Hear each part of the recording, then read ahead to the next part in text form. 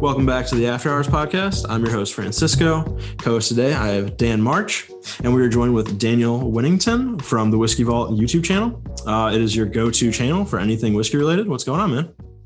Hey, how are you guys doing? Oh, we're doing good. Definitely some technical difficulties on this recording, but we're here now, and we just poured ourselves a nice glass of Monkey Shoulder Scotch. So yeah, that's how it's going, and I'm ready to take a drink of this, honestly. All right. Let's talk about drinking Scotch. Yeah. What do you guys normally drink? Like if you just want to relax and you're not thinking about it and you're not exploring, you just want to drink. What do you drink? Yeah. So I usually go for the craft beers. Okay. Now I'm the type of person where like, I gotta get better at this, but like, I'll just go for whatever looks good. And I'm like, okay, that was good. And then like, I won't write the name of it down or anything. I'll just go on to the next one. Right now, Okay. Actually, there's a really good one, a local brewery. I do actually remember this one because of how good it was. They have a beer called Campfire where they have like marshmallow and cocoa in it, and it is the smoothest beer I have ever had in my life. I've heard rumors of brewers doing things like Captain Crunch beer and Kit Kat beer and things like that, but evidently it's all real. I thought it was a myth. It is real. Damn, I thought if I went to get in on research that. it, I was going to see like foggy pictures of beer walking through the woods. Oh, I love that. Ricky, what's your go-to? Yeah, for me, I don't know, nothing. I usually just like a mixed drink kind of guy, so I'd go with like a right. Jack and Coke or like a ginger ale and like Canadian whiskey. Crown Royal that's usually my go-to. But lately, I'm not gonna lie, I kind of been on the seltzers just a little bit. I know that might hurt some people to hear, but it's not bad. You know, you just have one or two of those at night just to unwind. That's about it. Well, remember, I mean, if you've seen anything that we've done, you know our rule is the definition of good whiskey is whiskey you like to drink the way you like to drink it, right? We sort of think that applies to anything, any kind of alcohol, right? The right thing to drink is whatever the fuck you want. And Absolutely. the right way to drink it is however the fuck you want. Absolutely. Say it louder for the people in the back. Yeah. And anybody who argues about that is an asshole, in case you were wondering. And if you weren't sure, now you know. Damn, that's So straight facts right there. If you're hanging out with somebody and they want to, now here's the difference. This is a key difference. Having an opinion does not make you an asshole. Shitting on somebody else for their opinion makes you an asshole. That's a good point. Because, you know, like you can, if you don't like something, you don't like it. But if you think someone's wrong for liking something, that's like, what? Get out of here. Yeah, this is a subjective reality, right? You got to remember that it's the stupidest thing in the world to argue. Like if I said, Dan, what's your favorite food? Oh, my favorite food? Just like a comfort food. Like what's something you really dig? Oh, taco pizza. Okay. Well, I've had taco pizza. You're wrong. Oh, my feelings are hurt. Yeah, right. See, now the thing is, when you do that to somebody with food, no one thought you were the asshole in that moment. I was the asshole because I asked the God of Dan World what was good in Dan World, and the God of Dan World spoke. Taco pizza, it is good. Yeah, and plus, like that's a fact. It's delicious. Yeah. See, so yeah, you can't argue with a subjective reality. That's the height of stupidity, right? So snobs and assholes are the people who argue that there's such a thing as an objective reality for a subjective experience. So you guys are drinking whiskey tonight, and you picked Monkey Shoulder, which is not my favorite Scotch, but it is a damn good introduction to barley as a primary grain in a barrel-aged spirit. And typically, if someone tries to, so as a craft beer guy, you're the worst. Usually, craft beer guys are the worst people on the planet to introduce you to beer because their idea of a starting point is like 3 miles into the journey. Yeah. Right. So you want to start somebody on beer who's never had beer. You don't start them with your campfire beer, right? you start them, with something accessible, or just, get them a Newcastle or something, right? Get them just something that no one's going to complain about in the beer world, right? Right. Get a Guinness, get a Boddington's, get a something. Whiskey drinkers, if they're fanatics or serious about it, they're always usually really bad at introducing a new person to whiskey because they want to start you with like Lafroig or, Lagavulin or something that, it's like making love to a cigar smoking walrus, as they say. So the thing I like about Monkey Shoulder is that unlike most budget blends, which tend to be kind of nothing that's great about malt, I'm talking budget. It tend to be nothing that's great about malt, but everything that's hard to get over about malt. And Monkey Shoulder is not that. Monkey Shoulder is originally was a blend of 3 distilleries and only barley, and it tends to be this sort of approachable butterscotch heavy, then malt grain barley forward granola kind of note behind it, but nothing to like arm wrestle with. Right? It's one where one sip it just says, you know, hey there, nice to meet you. Right? Oh, hello there. It's the kind of whiskey you take home to meet your parents if it was getting serious. Right. Okay. All right, my mouth's watering, boys. I got to take a drink now. So yeah, so Can't your keep first talking sip, about it. Don't overthink it. Just take a sip. Just sip it about like you would sip really hot coffee, and then just swallow it. Don't overthink it. It's just whiskey. And I'll drink with you. Cheers to you. Cheers. Hey, cheers, mate. I don't actually have Monkey Shoulder right now, but I can imagine it. How about that? Oh yeah. I mean, I try to block out all outside thoughts. You know, I wasn't thinking too deeply, and I just had a very relaxing experience. It was very good. Like I said, I do dabble, you know, more on the whiskey side than Dan, but I mean that's solid. I mean, you really can't beat that. Yeah, so. And you know, from a rookie whiskey taster, I've got to say that's, you know, I'm used to Jack Daniels and right. Monkey Shoulder. Like I actually. Definitely, it's a step in the right direction, I'd say. All right. Well, yeah, I could see a craft beer guy heading more towards Scotch or rye, actually, than towards, you know, typical bourbons or Tennessee whiskeys. Yeah, for sure. But you know, everybody's different. If you're trying to, so what glasses are you guys drinking out of? I have a Jack glass. It's just like a square whiskey glass. Nothing too crazy. Okay. Yeah, and I just have an oversized shot glass. So we unfortunately do not have the typical whiskey glasses. So no, that's fine. You don't need them to start. Yeah, I'm drinking out of a sippy cup shaped like Yoda. There you go. Lucky bastard. No, how does that affects the the nose? Okay, so primarily what happens with the opening of a glass and the shape of a glass, and this is true in wine, right? Is a glass is meant to push forward to your nose the things that in the best way. The things that are heightened in the thing that you're drinking. And the wideness or narrowness of a glass is meant to accomplish things as well. So, you know, in a big red wine glass, you're going to have a big fat bowl, right? Mm-hmm. And it's meant to sort of hold some of the alcohol notes into the bowl. That means this is a really simplified version of this. And then it's meant to it wraps closer at the top to kind of focus the nose so that when you smell it, everything from that wine is focused towards the nose, right? On like a champagne, you have a narrow flute because that holds carbonation better. That's why anything that's carbonated tends to be in like highball type glasses or champagne type flute. Is the carbonation bubbles won't go away as fast. Mm-hmm. So a whiskey glass is traditionally a tulip shape, which gives you this sort of fat bowl shaped base and then a much narrower top. And the goal of that is both to hold some of the high proof down inside the glass, as well as focus the nose of the whiskey into the top of the glass. Now you drink it out of a shot glass or anything where the opening is wider than the base or equal.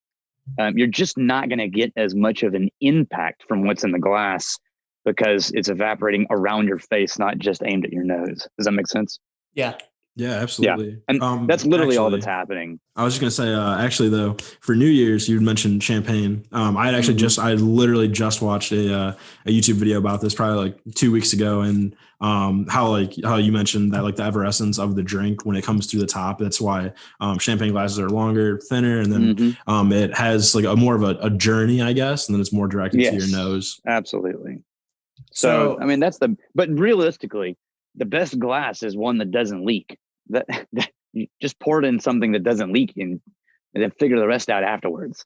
With this, if you're going to smell it, what I'd recommend, because you don't have to worry about being overwhelmed by the proof because all the alcohol is going to be evaporating out of that glass, both those glasses you're holding pretty fast.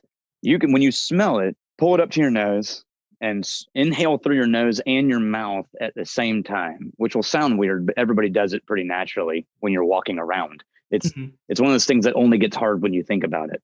But what you're doing is, and you should do this with all high proof alcohol, what you're doing is you're allowing the alcohol vapors to bypass your sinus cavity instead of camp out in your sinus cavity. Does that make sense? Yeah. I mean, you know, when you drive down the road and one person opens a window and the whole car gets that bump, bump, bump, bump, bump sound, you know, and your ears pop. That's what happens when you inhale high proof with your mouth closed. You just suck all these alcohol vapors up in your sinus cavity and then they sit there. This is why a lot of people smelling high proof for the first time just go, oh, it burns. It's like, well, yeah, it does. Because you just evaporated all the high proof into the glass and then inhaled it. So if you can open your mouth and inhale both at the same time, you notice that the alcohol vapors will subside and you'll get access to the things that are behind it. And with monkey shoulder, I tend to find this kind of like musty honey over granola note. With a little bit, if you're paying attention, on the second or third smell, a little bit of fruit, honey apricot type or dried apricot type notes. Yeah, I mean, I just went through the process, got a couple of breaths in there. I picked up like granola, and then like, have you ever had like a mead, like kind of like a honey wine? Oh, absolutely. That is kind of like the vibe I got. I kind of got like a granola bar mixed with like a picnic, mixed with like a little bit of honey. You know what I mean? Okay, so this is perfect. So you just said a word, picnic. So this is what happens when you smell. If you watch someone who knows what they're doing smell something, and they smell and look important and smell and then look important, yeah. And then they'll say something like, "Oh, you know, essence of and hints of hum, and it looks like voodoo, right? It looks like really, it's just a whiskey. What do you like? How are you finding all these things? And all that does is it encourages new people to just feel like they're not ready yet.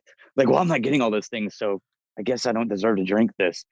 But what's actually happening when you smell, remember that your sensors in your nose, they go straight to the part of your brain responsible for memory and emotion.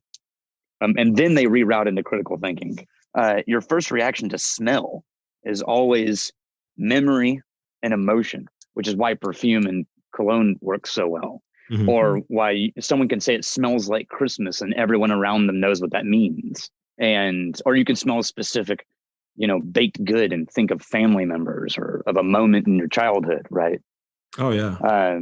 And so the trick to smelling something and understanding it is not trying to dissect it and decipher it like some sort of mad nose scientist. The fastest way to understand something is to smell something and then ask your brain this question: what does this remind me of? Right? And if you can answer that question and then don't stop, then everybody can explore anything. And this goes for food. This goes for anything, right? So you said you smelled it and reminded you of picnic. So what I would ask you to do anytime you ever smell something like this is to don't stop with picnic. That was the perfect first stop, but it's just first base. The next stop is, what smells are in a picnic that made you think the word picnic? Mm-hmm. All right. Well, does that make sense? For sure. I'm from the Midwest, so when I think of picnic, I think of outside. I think of nice breeze, and I also think of like a floral, like lavender, maybe like cocktails or like pollen in the air. As weird as that sounds, it has just a very like earthy, grainy vibe to the drink itself. So hopefully I did that justice. Yeah. No, I mean that's all things that you'll find in whiskey tasting notes, right? So like floral, grass. Mm-hmm. Right? Fresh cut grass or grass notes or dried grass, right? Depending on where you set up your picnic, you can get some kind of like earth tone, like a wet dirt. I mean, which, you know, doesn't sound appetizing in a whiskey, but it's definitely there. But yeah, that's all you're supposed to be doing when you're picking up whiskey is just, what does this remind me of? And then when something pops into your head, don't stop there. Keep asking yourself why. Mm. And that's all you ever have to do when you're trying to understand the smell of something. There's no right, like there's no end destination. And if you get it wrong, like they won't let you drink it anymore. Damn, I should be a professional. Boys, I made it. All right. Now, Daniel, you said that you can kind of get some nostalgia out of when you taste these things. Now, you also said previously that some whiskeys taste like you've made out with a cigar smoking walrus. So is there something you're not telling us? Yeah, there was a campaign that Lefroy did that said that, but I also have a little personal experience. Yeah. And let me just say, sloppy seconds, and they never call. Oh boy. Do you have, so I've noticed that you guys have a lot of all sorts of fun idiosyncratic sayings. Do you have like a favorite description for giving a vodka? I know like another good one was a mermaid's bathwater. Right. Wait, so you want a description of vodka? No, did I say vodka? I meant to say whiskey. Yeah, because I was like, the description of vodka tastes like nothing. I mean, that's like the legal definition of vodka. Yeah, it's distilled until it's tasteless and odorless. Right. No, I mean, of whiskey, it's, depending on which one you're drinking, it tastes like the future, or it tastes like poor past life decisions. Fair enough. It's all context. These skills of taking in spirits, whether that be through the olfactory in your nose or through taste buds on your tongue, are these things that are covered in like your whiskey school, and how to project your opinions onto a medium platform or something like that? Yeah, absolutely. No, I mean, the whiskey marketing school is heavily focused on marketing, communications, and development of those things. But we do spend half of the time on palate training, nose training, and deciphering of those things. But a lot of them, the wine, that's based a lot on the wine som programs. That's any whiskey program that exists out there, of which there are a lot of great ones, will spend some amount of time helping you try to understand what you're drinking. What we're trying to do at the school is help people understand that there's actually two phases of understanding something. And this is just true of all things. Either of you guys have any martial arts background? I wish. No. Yeah, just watching like Karate Kid and Cobra Kai. That's about it. That's fair. Yeah. That just reminds me of Gary Golsom, that comedian who said he watched Karate Kid again, and he was betrayed because it turns out if the crane kick, if done correctly, can absolutely defend. No, the trick is there's one, and this is true in anything that there's one level of knowing something, and that's in I know it and I can do it. And the second level of something is teaching it. As soon as if you've ever tried to train another employee on something that you do, it's the moment that you realize how little you know about what you do or why, right? When you do something without thinking about it and they say, why did you do that? And you pause and realize, I don't know that I have an answer to that question. I know it's the right thing to do and I know it works, but I don't know how to answer that question. Mm-hmm. Yeah, and absolutely. So when it comes to understanding and deciphering whiskeys, there's two levels. Level one is starting to recognize your own internal signposts. What that means is, if I pick up something and I smell X, or I think picnic, then in my experience, that means X, or barley and malt. So in the future, if you picked up a whiskey and you smelled something close to what you smelled with Monkey Shoulder, over time, what you'll realize is, I'm probably drinking Speyside Scotch because it's unpeated. So it's possible it's a Highland, but it's more likely to be a Speyside Scotch. And I know that because my internal marker for that combination of Speyside barley and unpeated bourbon cask finished or aged whiskey in Scotland is picnic and honey and granola and floral notes, right? So that's the internal one, right? No, but we all have really weird internal markers. So like your guys' idea of a picnic is not going to be my idea of a picnic. And if I say picnic and then I pour it for you and you smell something totally different, now we're entering level 2 of communication, which is how do I describe what I know in terms that can be understood by the people I'm talking to. And that's where experts usually fall apart. Experts are usually astounding at doing things on their own, but not very many are good teachers. Mm-hmm. And that sentence, those who can't do teach, was uttered by a person who's never tried to teach in their life. Teaching is one of the hardest things that you'll ever try to do. Communicating your own knowledge to some other human being, so much more complicated than just knowing it. So what we're trying to focus on in that is, okay, learn your markers, start to understand when you pick up this, you have a pretty clear idea of what's happening. But then you also need to figure out how to communicate your markers to an understanding that the general populace can pick up on.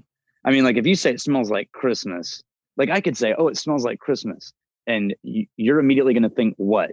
Dan? Booze. Booze. No. All right. Yeah, that's fine. No, that's real. How about you, Dan? What am I thinking when I think Christmas? I'm thinking pine tree.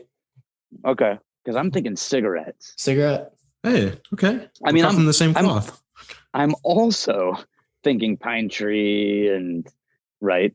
So, but see, I grew up where one of my families chain smoked cigarettes inside the house at Christmas in a family of like 40 people. And so for me as a kid growing up, like the smell of a dense fog of cigarette smoke is super Christmassy. Right? Happy holidays. Right? So my internal marker for Christmas is that cigarette smoke note. But if I'm trying to communicate to you guys, this smells like Christmas, I'm going to have to be looking for things that I think we might have in common with Christmas. And that means I'm probably going to be more likely to talk about baked goods and pine trees and cinnamon and things like that. Right. Right. So does that make sense? Yeah, that makes perfect sense. And you mentioned, it's one thing to be able to understand like, okay, this works or this is how it is, but it's another thing to be able to explain that, to be able to teach that. And that is one thing that you've really been able to master. And when you're able to teach these kinds of things, you're able to know, like you're able to explain why. And when you're able to explain why something works, that's when you're able to really innovate and figure out, okay, if this works, then how else can we make something else work? And so one of the things that you guys have kind of taken on is the Crowded Barrel Whiskey Company, the world's first crowdsourced whiskey distillery, which that's an amazing thing to be able to say that you've done. So could you kind of expand on that venture? Yeah, that was an accident. Yeah. So, I mean, basically everything that we've done was like, there's two ways of building a business, because I'm actually the chancellor at Wizard Academy, which is a business school for entrepreneurs. That's my primary gig. All the whiskey stuff was something we sort of started on the side, and then it turned into the school, and then it turned into the YouTube channel. And then at one point what happened was we had this massive following of people, and we were shooting 6 videos a week, which is exhausting. And we decided, and there was no income. We weren't doing ads. We weren't monetized. We didn't charge anybody for anything at all. And we decided, okay, we need to start a channel, or a channel for them people to like contribute something if they want to. And so let's start a Patreon, because it seems like the easiest one. And anybody who wants to get involved, we'll offer some perks for the Patreon. And we figure we'll make $1,000 or so a month, and that'll help us feel better emotionally about shooting 6 videos a week without any extra income. That Patreon went from 0 to 1,500 people in like 6 months, and became like, I was in the top 10 most funded per person Patreon in the entire platform by the 3rd month. Hey, congrats. That's awesome. Yeah. And that was just because our people were amazing. But what we realized at that point was, well, shit, like we can justify $1,000 or so without doing anything but like giving some people some extras. But when we're starting to talk about 20 grand, this is going to last about 3 months for people are over it. Like we need a new story here. And so Rex and I were talking, and I was already looking at starting a distillery as a workshop distillery for the school. And Rex said, what if we take the distillery and we let everybody in the Patreon vote on literally everything the distillery does, from what we make first to what we call it, to what stills we buy and how we cut them, to what barrels and how we fill them and what proof and what grain, and literally everything, what yeast we use. And so we started doing that, and that turned into the Crowded Barrel, and it's still going, luckily, even through COVID. I mean, we're in a very, I don't know how to say it other than just, we're unbelievably grateful for the position we've been put in, that while a lot of distilleries have been struggling with COVID, and we have too, we've never had to worry about closing the doors, because our people have just been amazing through the whole thing. But when I was saying there's 2 ways to start business, that's what we did. We did the second way. So the first, when most people start a business, you start with a product of some kind, like some service you want to offer or something you want to make, right? And then you make it, and then you try to figure out how to build a vehicle for people to get from where they are to you to buy your product. And then you try to figure out how to sell tickets on the train so that it's full. And does that make sense? Mm-hmm. Oh, It's yeah, this for sure. long, hard slog, right? Well, we did it backwards. Rex and I were roaming through the woods, and we stumbled on some train tracks that were already there. We looked at each other and we were like, well, what do you do with train tracks? I'm like, well, I guess you should build a train. So we started building a train. As we were tightening the lug nut on the last piece of siding, we turned around and straightened up and stretched, and it turned. And then Rex goes, holy fuck, the train's full. Like it's packed full and there's people standing outside. What do we do? And I was like, I don't know. It's got to build a bigger train, right? Yeah. It's well, the train's here, but we don't even know where we're going. We don't even know where these tracks lead. We just thought we would build a train. So we did. And then they all got on it, and they're all looking at us like, where are we going? And we're like, we don't have any fucking idea where we're going. All of a sudden, while we're arguing about what we should do, the train starts rolling. It starts getting faster, and everyone on the train is like, yeah, we're rolling. And Rex and I are like, fuck, we're rolling. And Rex is like, what do we do? And like, I don't know. And then Rex goes, let's build a target. And so we build a target, and we huck it out onto the tracks in front of the train, and we roll over the target, and we go, yay, we did it, guys. We achieved the goal. That was, we just really threw a target in front of the train, and everyone's like, yay, we did it. And then the train lurches to the left. We're like, shit, it's going to the left. What do we do now? I'm like, fuck, build a target and throw it in front of the train to the left. So we build another target and we throw it in front of the train, and we run over it again, and we turn around and go, we did it, everyone. And everyone goes, yay, we did it. That's been this entire journey. This entire journey has been Rex and I doing something we thought was providing value and interesting to us, and a shit ton of people who were already there going, these are my people. And then finding in the other people on the train, their people, and building a community that, doesn't really need us, but uses us as a focal point. And it's just us trying to keep up with where they want to go next. And we're not ever entirely certain. We're always just sort of watching them to be like, guys, where do you want to go? And then as soon as they get excited about something, we go, well, that's where we're going then. And then we go.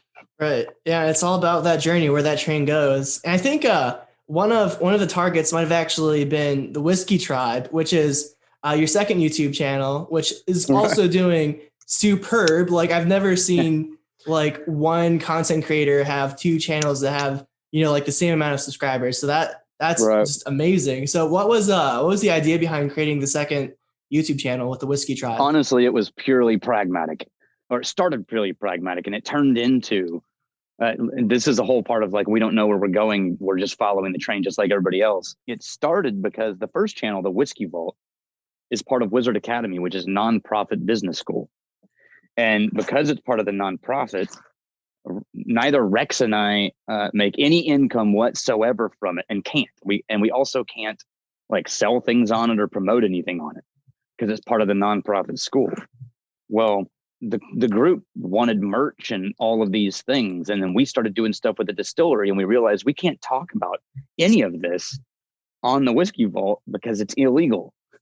You can't funnel nonprofit resources towards a for-profit business.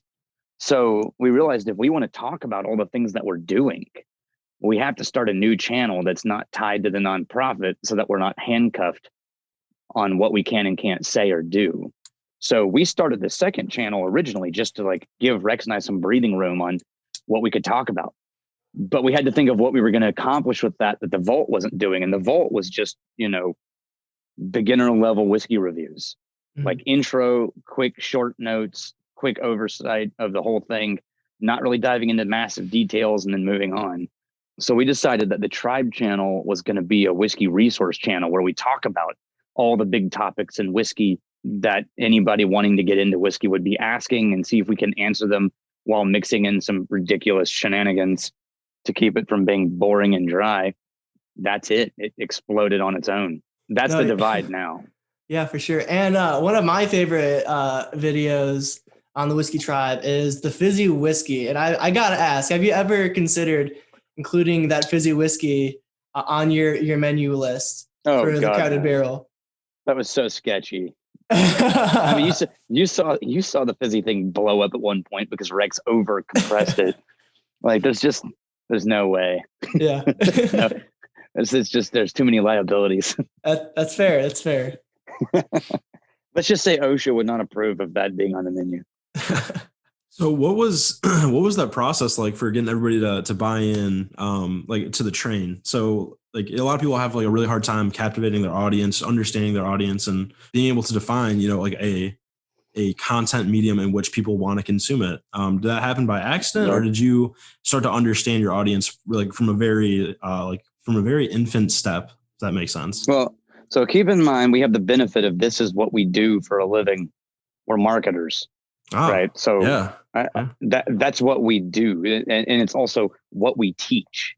Right. So we've been teaching small businesses how to market themselves for 20 years. We are marketers first when it comes to a business. In real life, I'm a whiskey drinker first. But when it comes to business, we're marketers first and everything else after. So we lucked into something that's like, look, this is what we do. We know what we're doing when it comes to marketing. This is what we do. But what we intentionally did, and this was mostly Rex coming up with a storyline and me filling in the blanks, was the first video he shot for the Patreon gave them the story of why we started it, the Patreon, and why we want you involved, followed by part 2, the rewards you're going to get for being involved in the short and relatively medium term. But that's not all. So the third thing we did was provide the ridiculous, obscene, unattainable goal that if we can all stay in this thing long enough, we're all going to do, which for us was the whiskey castle that we're hoping to build down here in Austin someday. That will be like a ridiculous actual castle in the hill country in Austin that the Whiskey Tribe people can all come and stay at and drink whiskey and hang out. Hell yeah. That'd be so cool. That's the ridiculous goal that keeps it fun and whimsical and adventure. What I keep seeing Patreon people do terribly is provide people things that, one, that no one wants, or two, that they were gonna do anyway. And so it's not really a benefit. Like I've seen YouTube content creators that I love start a Patreon and then just bomb because all they offered was like, hey, your perks are you're going to get the episode a day before everybody else, and you're going to get some extras and outtakes and maybe a live stream or two, right? That works fine at first because everybody wants to support the people they love. But the emotional engagement of wanting to support someone you like lasts about 3 months. And after about 3 months, it's not sexy anymore. And if at that point you realize that everything they're giving you for your money, you would get anyway if you just waited 24 hours, and the extras that they're giving you are shit that was cut for a reason, right? Then it's like, well, I think I'm fine. And if you look at all the numbers, Rex and I analyzed this a lot before we started our Patreon. We looked really in depth into the Patreon statistics, and it turns out that there's like a 3-month cliff on almost all Patreon platform stuff, which is a huge rush of everybody. And then 3 months in, there's like an 80% drop in subscriber rate. And that's the point at which everyone realizes they're not really getting anything for this money that matters to them. And so we were terrified of that drop. So we wanted to make sure that whatever we did, we were creating value for that group that encouraged them to stay a part of the story. And because of that, even during COVID, we've never dropped. Since the day we started Patreon, we've never dropped more than by a few $100s. Within 2 or 3 weeks, we've been higher than what we dropped before we dropped. And that's just because we're committed to the very long-term value. I mean, you've all watched DVDs. Remember when DVD extras was like really super new and amazing? Oh yeah. You got to watch all these. You got to get the uncut version. It's the only way. Right? Behind the scenes. And that happened early on, right? You guys are probably too young to remember the first ones, but it was amazing. And then everyone got on board like, oh, we'll just give you extras. And then you started watching extras and you were like, well, now I know why there's an editor, right? Now I know why the director's cut was cut. That is why they have a director. Yeah, because the cut version, the cut version was actually better, right? And so that's why, like, so often all these extras are like, these are not actual value adds.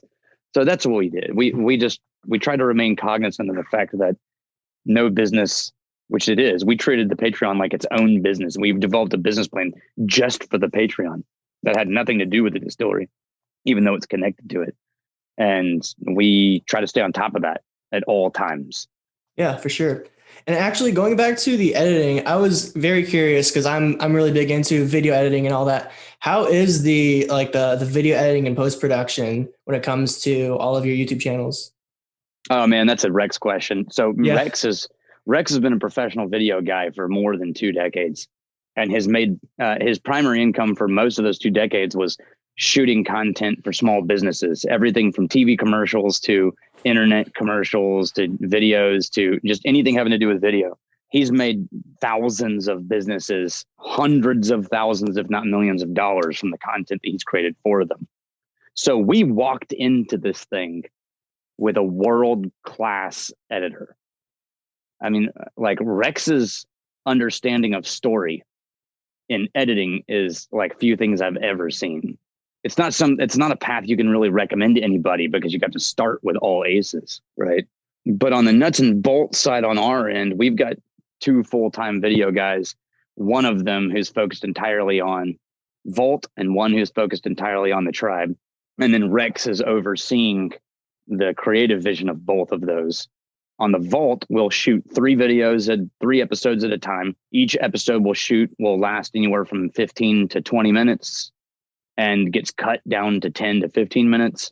Uh-huh. And every Tribe episode, we will shoot for anywhere from 1 to 6 or 7 hours, and we'll get edited down to 15 to 20 minutes. That's a lot of whiskey. Yeah. That's what I was dying to know, because the consistency at which you put out videos, I mean, it's unreal. And then obviously having post-production on top of actually filming. Yeah. Thank you for answering that. That was a burning question of mine. It's not at all easy, and I wouldn't recommend it for the faint of heart. Like it is on a regular basis, we are having discussions about, like, how long can we sustain this? This rhythm is brutal. There's clearly like a honeymoon phase when it comes to Patreon, like that 3-month window across other like social media platforms, like social media in general, but then also on YouTube. Is that something that you see as well in terms of like spike in viewership along with a spike in subscribers, or how does that correlate?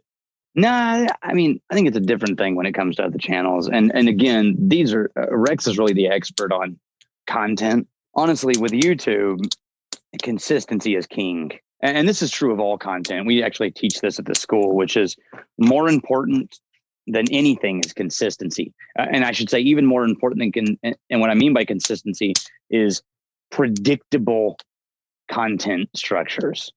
If you can only afford in your schedule to do something and release a video once a month, then that's fine. That's your schedule. But it better be fucking amazing. And you better release it at the same time every fucking month. Because if people can't predict you, then you're dead forever, right? Or at least, your growth doesn't ever really escalate. I mean, imagine if your favorite restaurant never posted hours and you had to, like, every day call and see if they were open. How long would they remain your favorite go-to restaurant? Yes. Not a very good user-friendly experience.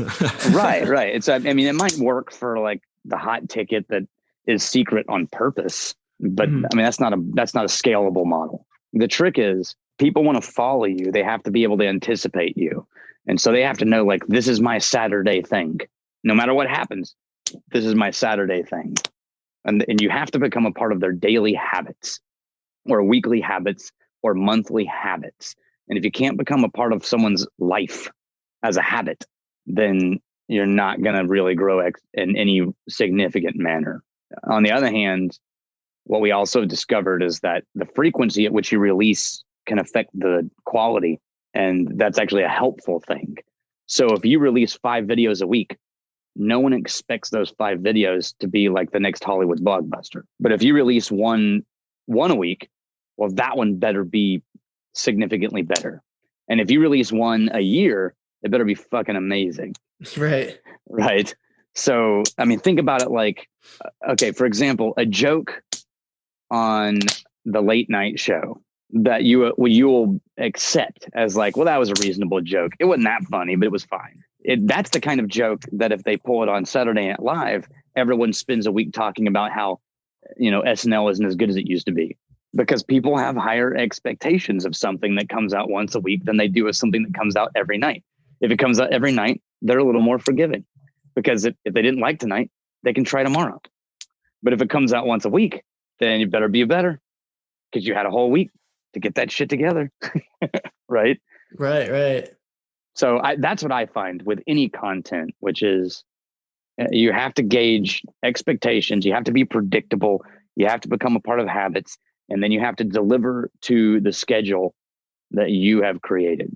Well said. Yeah, that's honestly, like, I never really looked at it that way. And like, it's one of those things where you've really changed my perspective on like how content should be delivered, like frequency wise as well as quality wise. Cause like, you can say something one way and you're like, okay, whatever. You can say like a cliche and it just kind of goes past you. It's like, whatever. But like when you describe a cliche in a different manner, it hits you differently. You definitely just did that. So I thank you for that. Dude, I was just thinking back to like times, all throughout high school and college where it was like, oh, it's Sunday, like this YouTuber's uploading, or it's Tuesday and, got to watch something with my parents or whatever on TV. Like, you know what I mean? Mm-hmm. It's just, I think back to all these times in which it was literally ingrained in my schedule and I didn't even realize it. Mm-hmm. Yeah. Well, and this should never be a pressure of you have to release all the time, right? If somebody wants to create shit, they just need to figure out, what do you want to do and how often can you deliver? And they get to decide the answer to that question, not the audience, right? Mm-hmm. They get to decide how they want to restrict their lives. But once you decide it, then you have to play by the rules of your release schedule. So if someone lives on Twitter, and they're just nonstop posting tweets 24 hours a day, well, there's a lot more flexibility. But someone's releasing a Facebook video once a month, it better be good. Yeah. Oh yeah, it's got to be fire. I think of like Mark Rober, if you know who that is on YouTube. He creates a lot of like science-based videos, using like his engineering background, and it's once a month, but it is like the highest quality video. That's just something that like I think of, because obviously it's like the old saying, you can either have quality or quantity, but it's hard to do both, and you usually have to measure or like find the balance. But one of I think the guys Rex respected most is Neistat, right? Oh yeah. Mm-hmm. And son of a bitch, that guy put out content. But imagine if those daily videos had only been released once a month. You wouldn't have been near as forgiving what happened in those episodes as you were when they came out as a one-day everyday diary. Yeah, he really put like vlogging on the map. I mean, talk about a pioneer in the space. But on the other hand, it should be a warning story to everybody who thinks they can get into this thing, which is, look, it did not take long for him to burn out and decide, I'm out and I don't want to do this anymore. Right. Mm-hmm. Mm-hmm. He didn't build a sustainable work-life balance, shall we say. Yeah. I mean, it's kind of hard when you're under your own microscope, really, in terms of living your life. All right. And so when he finally needed to introduce life back to his work-life balance, that's when it ended. I mean, and now he's doing I don't know what I'm doing anymore, but I'm shooting videos and I still watch them because he's an entertaining human being. All right, now this is going to be a very awkward transition because it has nothing to do with what you just said, but I'm still very curious. Rex's necklace has been described as a manifestation of pure glory, forged from the irradiated bones of eagles and wolves. Yes. Also sock tube, and also you got your necklace as well. How did that start? And like, what was the idea behind that? You mean the whole ridiculous storyline of the Psalm and the Mooch? Yeah. Yeah. That was pure hilarious drinking and making shit up, while simultaneously Rex going, whiskey reviews are boring. We should be doing something more than just drinking whiskey. So I attribute that like 95% to Rex being bored creatively and trying to figure out how to not be bored creatively. So what I mean, the original version of the channel of the Vault was very intentional. It was modeled after every duo you've seen in the history of TV, all the way back to The Odd Couple. You've got your straight man, serious dude, and your goofball knucklehead. And you see that model replicated in TV, film, radio. Yeah. Right. It's every buddy cop drama. It's Lethal Weapon. Right. It's everything. So we just took the template that has always worked and applied it to whiskey reviews, which is you've got your straight man, serious guy, the Somm. He's trying to teach this knucklehead, lazy bastard who doesn't give a shit about drinking whiskey. And so that's the model. The whole model is The Odd Couple. As we got further and further along in whiskey review, Rex started doubling down on Somm and Mooch. And then the Somm and Mooch story sort of grew in the comments and in the community until Rex decided he wanted to start shooting ridiculous Power Rangers level digital graphics to come up with made up storylines. And so every single ridiculous storyline of the Somm and the Mooch has been Rex writing up a ridiculous script and then us trying to shoot it. That's unbelievable. It's like a modern day, Don Quixote, Sancho Panza kind of deal you got going on there. Well, ironically, that's the whole campus. That's funny that you say that. I don't know if you realize that, but the Wizard Academy campus has the largest collection of Don Quixote art in the world. Wow. I had absolutely no idea. That is a phenomenal coincidence, though. Well, because for the Wizard Academy Business School, he's one of our heroes. I mean, the chapel, we have a free wedding chapel on the campus, and it's called Chapel Dulcinea. I know where I'm getting married. Yeah. And Don Quixote statues are all over the campus. And I mean, he's absolutely a marker, right? Which is for us, the sort of entrepreneur spirit of, you may think I'm crazy, but we're doing this shit. Those aren't windmills; those are dragons, right? There's a quote in the original that paraphrased is when they first see the windmills, and Don Quixote says, "Come, Sancho, let us, fight these dragons." And Sancho Panza says, "Those aren't dragons; those are windmills." And Don Quixote says, "Obviously, you know very little of this adventuring." That's sort of the whole school, and everything that we do is we're doing this thing, we're calling it one thing. All the rational, normal people are going, "That's not what that is." And we're looking at them going, "You obviously don't understand adventures." Dude, I'm just like mind blown. I'm not going to lie. Like, that's crazy. Like, I love that. So you put on like, I mean, I don't want to say a facade because it's not, but does that ever draw like the wrong crowd in terms of like internet trolls or people that really aren't buying into like the system when they like, when they're questioning what's happening? Absolutely. Okay. No, we had haters from the first 2 months of videos. Right, so this is nothing new. No, we've had entire industry groups write attack blogs and go on podcasts attacking everything we do and calling us frauds. And that's been since day one. Okay. But that's fine. We don't care. They just hate us because they hate us. There you go. Well, nah, I mean, yeah. Here's the thing about critics. The thing about critics is, one, who gives a fuck? Right. But aside from that, most of the people I'm not talking about YouTube commenters, because that's not real human beings in the sense of like the trolls, right? Yeah. Like, yeah. If you meet a YouTube commenter who's trolling, if you ever met them in a bar, there's no way they would say that to your face. Hell no. There's no keyboard to protect them. No. Yeah. And so, I mean, like, so those people I don't even account for. Like, fuck them. That I don't actually care what happens with that, because that's not even the real them. But we have had people who, in their real capacity as a blogger or a personality, have taken a stand against us that they felt was like this righteous war. And for those people, I just think, okay, that's fair.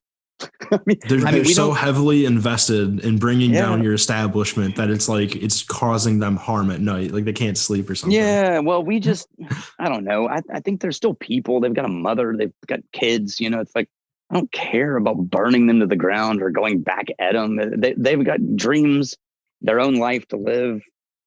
They've got things they're trying to accomplish. They felt like this was a battle worth fighting. I don't agree, but I don't hold it against them. And honestly, for us, we need the critics. Critics help you. Most of the time, critics can be ignored, but sometimes critics help you grow. And, they highlight weaknesses that are blind spots and you fix them and you owe that to them, So I hope we always have critics who hate us because it keeps us honest. Otherwise you get lazy. Right. Everybody's a yes man. You just get lazy. And so I hope they never go away. And I don't wish them any harm at all, like the real ones. Because I know the real ones. And I know that no matter what they say about us, if I ran into them at a bar, I could buy them a drink and we would drink whiskey together. At the end of the day, fuck everything else. Let's sit down and drink a whiskey together. That's it anyway. So who cares about the differences? So yeah, that doesn't really motivate me in that way. In the sense of it didn't worry me. One of the things that we always teach in marketing is if you say something powerful enough to move the job of good marketing is to move the meter, move the needle on the who gives a shit meter. So if you start talking about something, everyone has a needle that switches them from not caring to giving a shit. And your job is to move the needle from not caring to giving a shit. I'd say you've done a pretty good job at that. Well, yeah, but you want to see how it's done in mass marketing. Look at Ryan Reynolds, maximum effort. You're watching him move the needle constantly, right? Yeah. That's the goal. But the goal of most marketing is not to move the needle. It's to not offend. That's the goal of most marketing, is to say something but not offend anyone. That lends itself to flaccid and pathetic marketing. Yeah. Right. If you say something powerfully enough to cause action and movement, then you can also guarantee that you won't move everyone in the direction you intended. Some people are going to be moved in the opposite direction. And that means you're doing something. So when someone feels the need to write a blog attacking you, that means that you've done something important enough that they felt the need to take a stand against you. It's this idea of like, no, if you say something, if you do something important enough that people need to react against it, that means you're doing something. Now, I will say, pissing people off is not a marker of a good strategy. Yeah. That's the marker of being an asshole. Anyone can piss people off. The question that you have to ask yourself if you're doing something that matters is who is mad? Because if the people who are mad are not your people, then you're doing the right thing. I like it. Right. And so most of our critics were people who it didn't matter what we did. They were never going to be on our side. They were never going to join the tribe. They were never going to be a part of the community. They were never going to come to the school. And so I don't need to please them because they weren't my people. And there's nothing wrong with that. They just weren't my people. But I don't need to adjust what I'm doing for them because they were never going to be my people. Now, on the other hand, if you do something and the people who are mad are your people, then you fucked up and it's time for an apology. Damn straight. So angry people is not a marker of success. Who's mad is a marker of success. Hell yeah. While we're on the topic of polarizing subjects, the whiskey or the E in whiskey, how do you feel about that? The polarizing. Oh yeah. Oh, I give zero fucks. It's funny. Traditionally, the no E is the traditional origins of whiskey. So Scotland and basically any country whose whiskey history comes from the Scottish traditions spells it with no E. Sometime around the turn of the century, 20th century, the Irish decided to differentiate themselves by adding an E from that point on. the industries that, or the countries that sort of derived their traditions from that direction, spelled things with an E. So in America, it's typically spelled with an E. However, ironically, the federal TTB whiskey code that governs whiskey labels and alcohol in the United States spells whiskey with no E in the entire beverage code. Okay. So I could finesse a product and put it on shelves and market it with an E, and it could really be like apple cider that just looks like whiskey. No, that's illegal. Okay. Good to know. What I'm saying is the difference between whiskey with an E and whiskey without an E is semantic. Okay. Well, that too. I mean, I tried. Yeah. So if you weren't doing everything that you're doing right now, which is practically just about everything you could be doing, you're doing a lot. What do you think you would be doing? I'd still be in music. Music? I was a full-time studio and touring musician for 18 years. Oh, wow. And that's what I did before I got into this. So, and I'm still doing it. I'm working on another album right now. I would just still be doing it. I got into the Wizard Academy Business School and running it within like 3 months of getting off of the road and deciding to take a break from full-time touring musician. Almost my entire life, all I've done is music until I did this. Okay. I mean, I also bartended and drank whiskey and nerded out on things, but as far as like for primary income, it was always music. What do you have any future moves? Like, what's coming up for 2021? Honestly, when it comes to the business, all of our moves are defined by what our people want to do next. So we're never entirely certain. But I know that our current plans are to take our first baby steps into national distribution of what we're creating from the distillery. So right now, where is it available? At our distillery. So just Texas, just Austin, Texas. Not even Texas. Just you literally have to come to our distillery and pick it up. So we're taking our first baby steps into retail in 2021. So you've seen both sides of the coin, from marketing and then also being a producer and soon to be distributor. What would you say is the hardest step from transitioning that mindset from being on one side of the coin to the next? You mean, so define the two sides of the coin for me again. So being the person that is marketing the product as opposed to being the person that's actually producing the product. Oh, yeah. Honestly, the hardest part is to get out of your own fucking way. It's once you start getting involved in the business, you just escalate your blind spots like crazy. You've got emotional investment, you've got financial investment, you've got blind spots about what you know that you assume everybody else knows. All the things that a good marketer is trying to work around, you just handicap yourself with. So it's far harder to market for yourself than it is to market for somebody else. Because when I walk in with somebody else, it could take me one day to figure out what we need to talk about for them. For me, I'm always struggling with, are we saying what we should be saying? Are we saying what I want to say because this is my thing? You know what I mean? Mm-hmm. Yeah, for sure. Yeah. So that's the terrifying part, is not being objective. So do you have to bring a committee together when you make like big decisions? So like you, Rex, some of your other partners, or how does that go down? No, because, like they always said, the camel is a horse designed by the committee. Committees are terrible ideas, but we do have a few people that we trust that we're regularly pinging things off of to see if we've lost our perspective. Mm-hmm. So what is one piece of advice that you would give to someone that might want to get more involved with whiskey? Then do it. I mean, it's not that hard. Figure out what you want to do, and what you don't want to do, and then go find where you can do that. I mean, honestly, if you want to get in the side of telling the stories of spirits, then figure out how to work at a bar and work your way up to bartender and be a fucking amazing bartender. And then if you really like a specific one, figure out how to work your way into the rep industry. And if you want to work in the actual maker industry, then find a local distillery, because they are always desperately in need of support, and figure out how you can support them for free until you become indispensable. 3 of my employees at our current distillery are there because they just showed up as fans and wouldn't leave.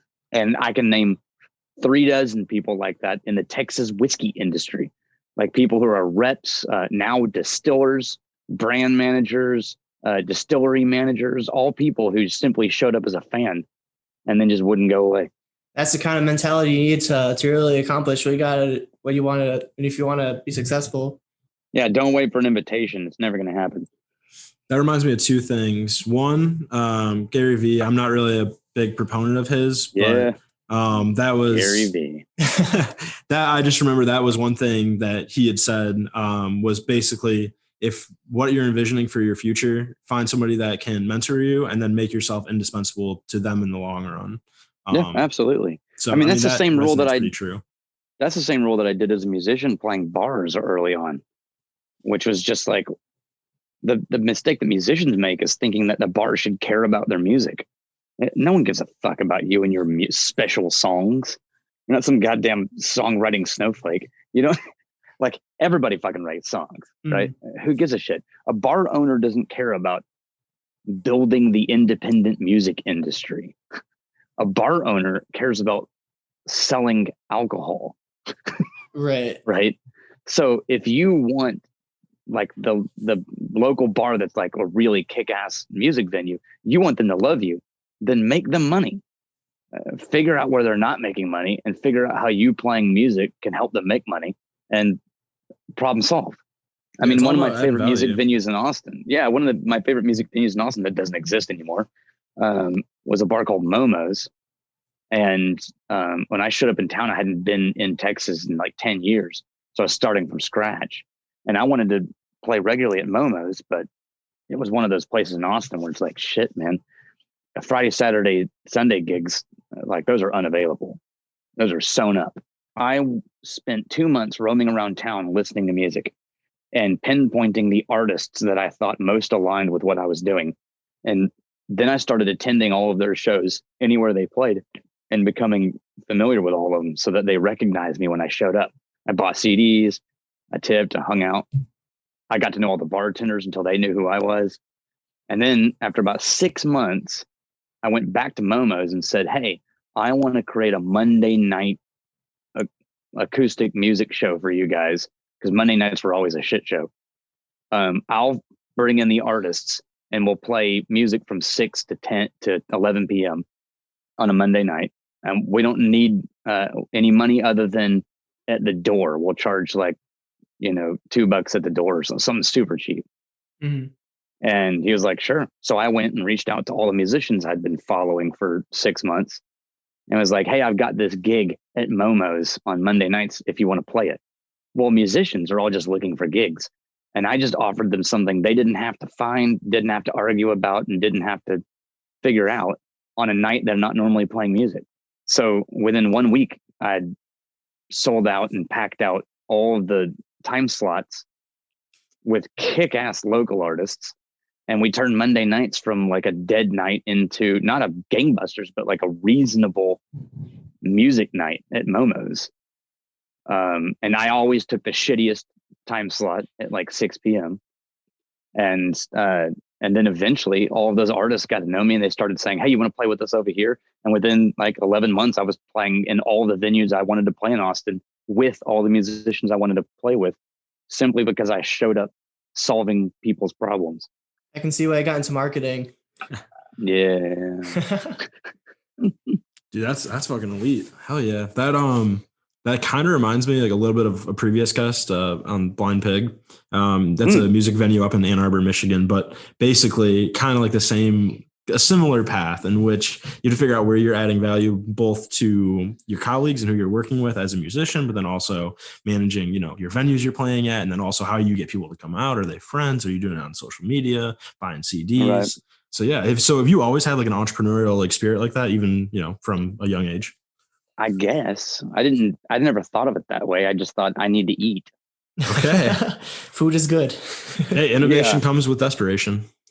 That reminds me though, was your last guest Traverse City? Yeah. Traverse City Whiskey Co. Dude, I don't know them, but they made my favorite rye. Yes. Of all of 2020. So like their barrel proof Traverse City barrel proof rye has been the favorite rye that I've ever had. Dude, same. That's literally what I said, because we had some samples on the show and we were talking with Chris, their founder, and I was like, dude, like this is a kick ass like North Coast rye, man. Like I was blown away. No, it's some real good shit. And I don't know him, but I'm going to be emailing him to see if we can release one of his barrels at our distillery. Oh hell yeah! Yeah, that's some good shit. Fuck yeah! No, it's a small world, man. Like this is like the third or fourth time where we've had a guest, and then they've related to another guest in which they didn't even know at all. And then I'm like, oh, we know them, yeah, for sure. And then it's just a fucking small world, man. Like it's really, that's always true, man. It's always a small world. Well, when we come down to Austin, what is a place that you'd recommend for one, a restaurant, and then also two, like a nightlife, like bar? Well, Jesus, club? Man. That's like asking where to gamble in Vegas. Okay. All right. It's like, well, what do you want to do? No, Austin is a food and music town first. So you'll eat some of the best food you've ever eaten, and you can literally pick any category of food and you'll eat the best food you've ever eaten. I imagine Tex-Mex is probably pretty fire too, right? Yeah, it's fine, but it's not the strongest category in Austin. I mean, I can point you to a few kick-ass ones, but goddamn, Austin's a foodie town. And then musically, it's like, well, shit, what do you want to listen to? There's all kinds of places. If you want to drink damn good whiskey, my go-tos tend to be 7 Grand, Peche, which is sort of a sleeper. I really like their vibe in general. But here's the thing. I don't normally go to whiskey bars in Austin. When I go out, I go to places where the whiskey selection is like 4. No one knows who I am or what we're doing. And it's like funky old Austin dive bar. So if you want the true old school Austin experience, then you need to go to, like, if he still survives COVID, you need to go to, what's his name? Don's Depot, or you need to go to Mean-Eyed Cat, or you need to go to one of these like funky old Austin dive bars where your selections for shit and your cocktails are fine, but not great. But goddamn, that's the place you want to hide in the corner. Dude, that's my kind of place. I'm all about the vibes. I really don't care as much about the drinks. I'm just there to have a good time and just take it in. So I'm down with that. All right. Well, do you have any questions for us? Nah, I think I'm good. That's good. That's good. Okay. Well, I'm going to leave you on this last one here, and it's a little off topic, but what was the most thrill-seeking thing you've ever done? So, like, I did specifically for the thrill, or that it accidentally ended up being thrilling? Hey, either one. Yeah, it sounds like you got a pretty good story to tell. Well, so remember, you wouldn't know this. I used to competitively rock climb and mountain bike, and so there's a lot of like physical activity, thrilling shit that I've done. The most magical electric experiences in my world have all been around music. So playing with Aerosmith was pretty fucking amazing. Yeah, I'd say that's pretty cool. Yeah, we opened for them, and that was astounding. And there's a random music electric story that happened in Canada that was really weird that I still remember to this day viscerally. But it was a rushing the stage crowd situation. But that's a bit of a long story. It may not be a good finisher. Run it up. So I'm assuming that means carry on. Oh, yeah. Sorry, my millennial slang came out. Wait. Yeah. Keep in mind, I'm 42 years old, so I remember all of the 80s. That's not bad at all. Yeah. You're younger than Tom Brady.